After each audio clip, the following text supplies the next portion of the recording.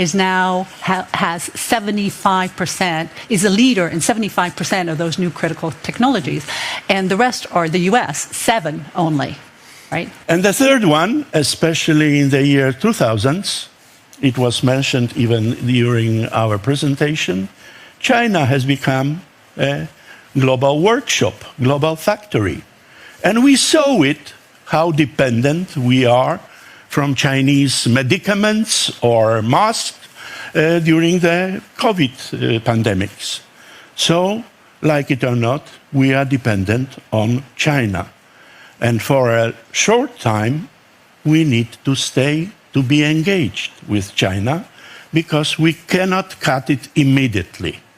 So China, like it or not, is our partner, not necessarily our enemy or definitely competitor. And point number 2, that we are living in the era of strategic competition. Strategic competition between 2 major global superpowers, United States of America and China. And Poland, for obvious reason, is not with China. We are in the Western American camp. But if that is so, for a short time we need to be engaged with China. In the long term, we need to diversify and go to the other countries. I'm from manufacturing sector, and I'm looking at the thesis of this meeting from this point of view. We call China global factory, but actually we don't understand what it means. What does it mean, global factory? Within the last 30 years, we moved from developed countries, our major manufacturing power, to China. Now, China, only China, has output bigger than the United States, Germany, Japan, Korea, and India altogether. China has bigger output, manufacturing output, than those 5 countries, whether we like it or not. It was our decision, and it was done within decades, not within just one day, 1 week, 1 month. It took 30 years for China to get the major role in many supply chains, global supply chains. For example, if we say about the batteries, okay, we can produce batteries even in Poland, but if we have no lithium from China, and especially if we have no graphite from China, we can do nothing. If you think about renewable energy, about renewable sources of energy, without China, it's impossible to do. Why? Because China, thanks to us, monopolized, for example, solar power or wind power. This is our job. So we can look for fruits outside of China in Asia, but if you want bread and meat, you have to search it in China, whether you like it or not. That's the reality. Thank you. For many, many years, we were actually sort of blinded and fascinated by the opportunities that China brought us and gave us. But now we're becoming here, at least here in Europe or in transatlantic region, much more skeptical for obviously political reasons. But is it not too late? Can we afford to actually distance ourselves from China? Well, we can try, but it won't be easy. China is definitely the major second superpower on the globe. And what is extremely important is emerging as a technological superpower, which means that China is surpassing us, as my predecessor was just saying, in high tech. In artificial intelligence, we have only 2 players on the globe. That is but US you said, and Professor, China. we could try, but should we try? Should we give it a try? Probably it will be necessary, because we are living in different times. We were engaged with China for several decades. And since 2018, we have trade and customs war with China. And it's growing going to grow. strategic competition. Yeah. So it is completely different era. Yeah. So Because the Western world, starting from the US, realized how big Yeah. is the Chinese challenge. Have you changed your mind a little bit? Because from one of your interviews, I'm reading in one of your interviews, regardless of what Americans think, you have to align with China. This is the quote from... Not recently, because I'm changing my mind All right. definitely, due to the two factors. One was the pandemic, when we discover how deeply we are Right. engaged with China and how deeply dependent from China we are. And secondly, of course, we are on different side of the barricade. Okay. Even in China, I'm saying right now that there will be no business as usual in our bilateral relations until the war in Ukraine is not over. Do you think that China is going to lose that dominance that we're observing at the moment? Well, I think at some stage, yes, because we are already seeing that it is losing. But we have to remember one thing. The trade between EU and China is roughly around 740 billion euro. You cannot do it That's a big overnight. thing. Exactly. Yeah. So, I think Europe has to prepare gradually to, do a differentiation of cooperation. And what Professor said earlier also, I think that calls for whole Europe to rethink how they want to engage with China. I'm not saying... Can India substitute China in any way? Well, I don't think so. It is not the way that they should just eliminate the cooperation totally, because West, generally US and Europe, wanted China because that was a cheap market for them to produce. You said it's actually almost our fault that we've made it grow in this direction. Yeah, Yes, it is. And the fault which we make right now is like, for example, we can discuss that we will move some production or whole production to Vietnam or to India. Energy. It was our mistake.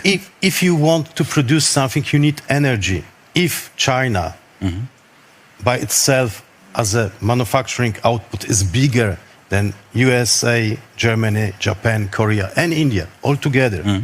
So how you want to replace within 1 to 5 years? So how long? Because the two gentlemen have just said that we should be actually at least trying to do this.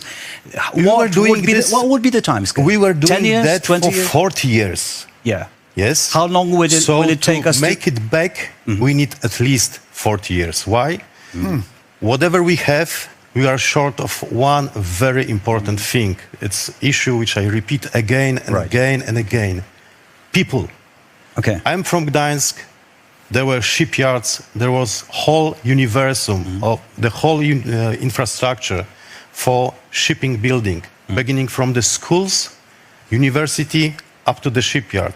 Now everything is finished, disappeared. There is no even single person in the proper age which we can take to start teaching technicians, teaching workers to build ships. Right. We are short of this, and this is the major problem. And I'd like to ask Susan before we go on, because Susan hasn't spoken yet. So what is there in the Southeast Asia that we should really bet on, knowing that we should really change our strategy towards China? Well, first of all, we have to have a good relation with China, but we need to be pragmatic about it as well, right? And assertive.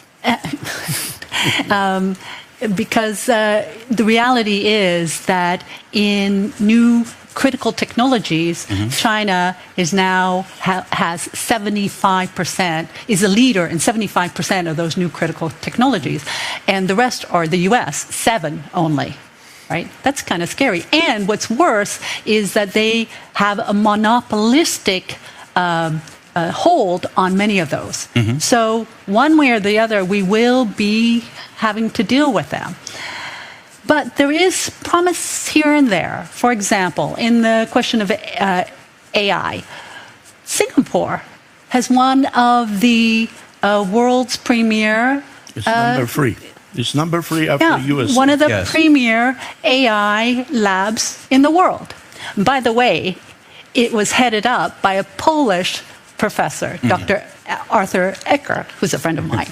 Academic exchanges, we've talked about it. Yes. Yes, absolutely. They're also a leader. They also have a national policy for AI. But but you're talking about the industries, I understand, but can the rest of the region somehow, pardon me for this word, substitute the potential of China, working together as Asian countries plus India plus other countries of the region? Do you believe that they can replace this Chinese potential that we have contributed to building? I think it'll be difficult to replace, and largely because of the governing structure of China.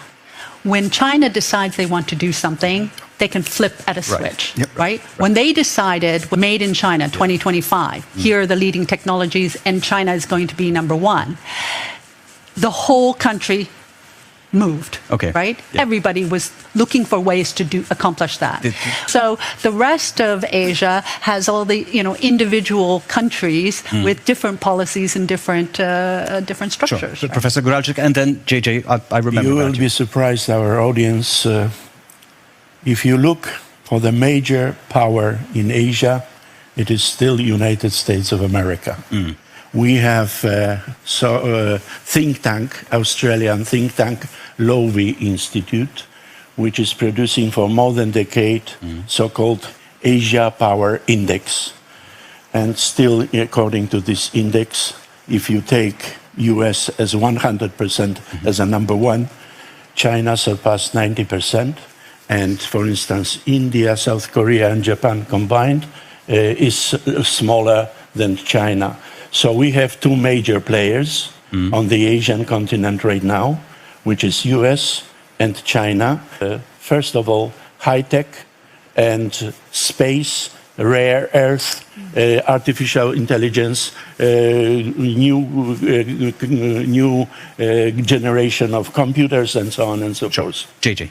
Yeah, I mean, like I said, we cannot just finish the cooperation, but the question is also how we can jointly work to diversify. Coming back to the same point, you asked the question about whether the countries in Asia can cooperate. Yes, they can. And what Susan gave the example, that's also real, that in China the way of working is different. So they have an edge over it.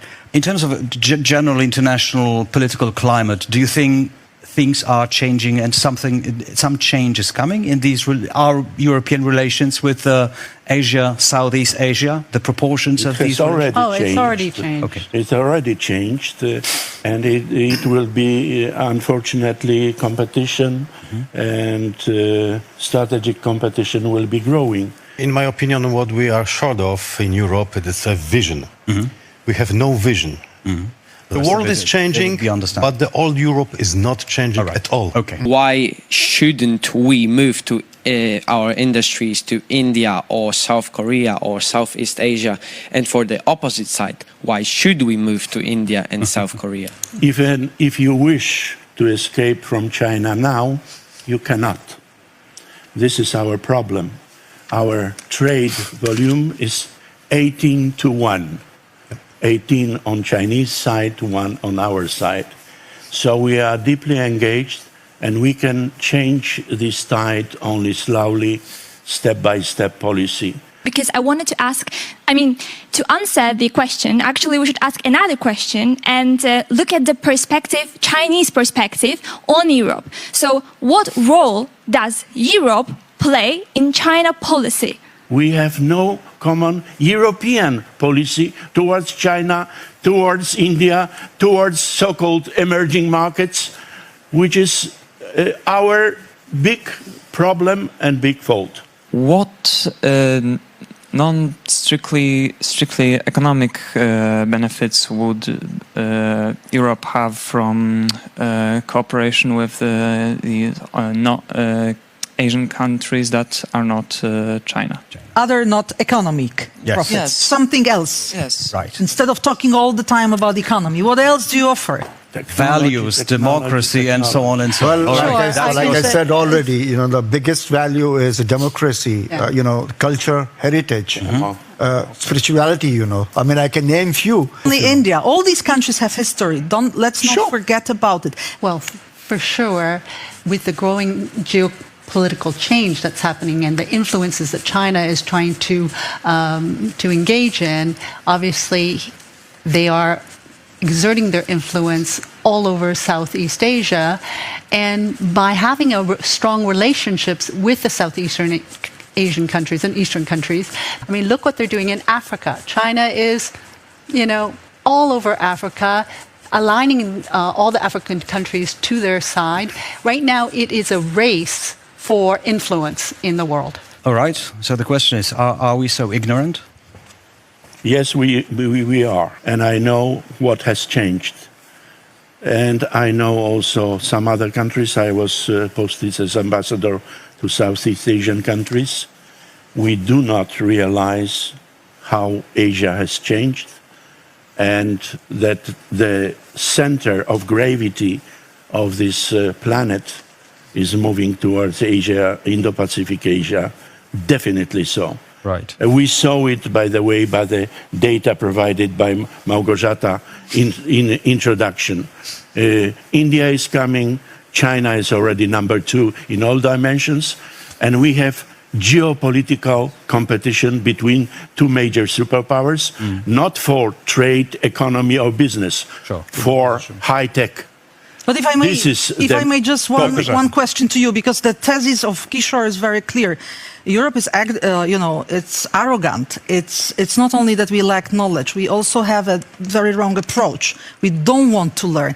To Susan and to Jade, do you see that we, the Western people, Europeans, you cannot say that right now. Just let's be frank. Are we not only ignorant, but we are arrogant as well? No, I wouldn't say ignorant. I mean, Europe has to open up.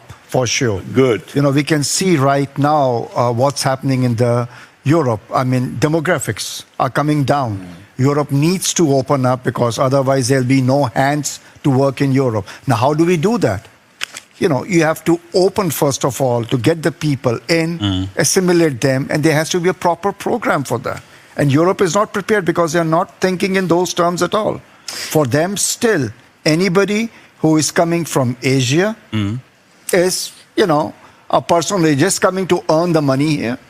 They're not bringing in anything good. They don't see the investments coming in. They don't see how the jobs are made. JJ, where do you see the source of optimism? Where do I see this? Yeah. Nowhere. No, but Susan, maybe it's important. I think it should come. I mean, they are not seeing this. Europe is not seeing So you're waiting for the Enlightenment. No, that's important, maybe, Susan, because you are a Korean-Canadian, yes. So you know Canada quite well, and you also work in European Union for many years. Yeah. Do you feel this feeling of superiority from the Western side towards Asians? That's a tough question. That's a tough question. I mean, personally speaking, from a personal standpoint, actually, it's been the opposite. I've had nothing but positive reactions from both living here in Poland and in Canada and U.S. If I can say, East Asians are kind of considered the model minority, right? And so, we're considered smart and educated and add value. So, I've actually had the opposite experience, but it's different for different. It's very subjective. Different countries. Yeah. Before we start to summarize, one very strong point. Both China and India are the most populous countries on the globe. Both 1.4 billion inhabitants. European Union as a whole is just 450 million inhabitants. Time to wake up our audience. Time to start to think about this word different way. We don't understand in Europe why China is so attractive for global south. That's one reason. China has shown to the whole world, to the poor world, how to take out 800 million people out of poverty within 30 years.